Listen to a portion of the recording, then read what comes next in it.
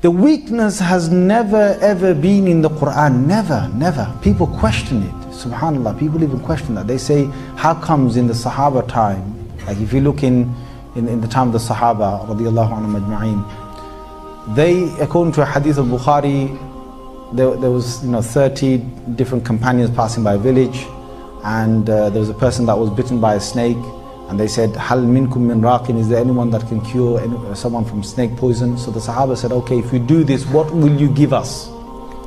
So they said, okay, we will give you, they agreed to 30 goats, I think it was. And then they said, okay, one of the Sahabis straight forward, he went up to the person and he just read Surah Fatiha. He didn't go and get a book, hocus pocus, waving a magic wand, or he just read Surah Fatiha. And he blew onto this individual's leg, and then the poison was basically out of the body. And the person was completely cured just through Surah Fatiha. That Fatiha at that time was used. Have you come across anyone who can just sit there and go around to patients who are being struck by a snake and just read Surah Fatiha? Hey man, you should be better by now. The guy's screaming, ah! Why? Is it the Quran? The question is not with the Quran. The question is with the reader.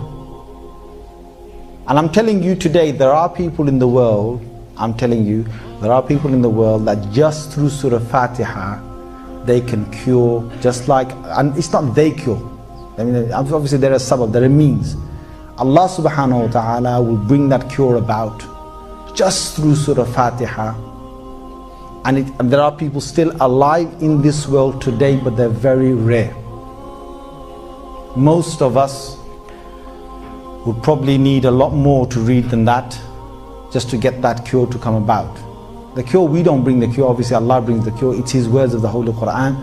But the one thing that I want us to understand is that the Quran in no way is any lesser in degree of power than what it was in its time of revelation. It's actually exactly the same power.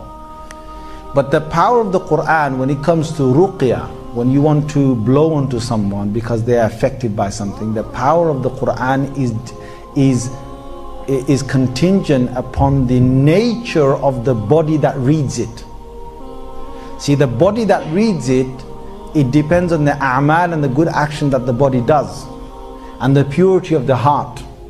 The more pure the heart is, the more grounded the beliefs of the Quran Sunnah are, the greater the actions are being performed by that body, the limbs of that body, the tongue of that body, the eyes of that body. The more that the eyes of that body have stayed away from obscenity, from evil looking, the more the ears have stayed away from haram, and the tongue has stayed away from lying and ghiba and haram, the greater the effect of that will be, of that reading will be when they read.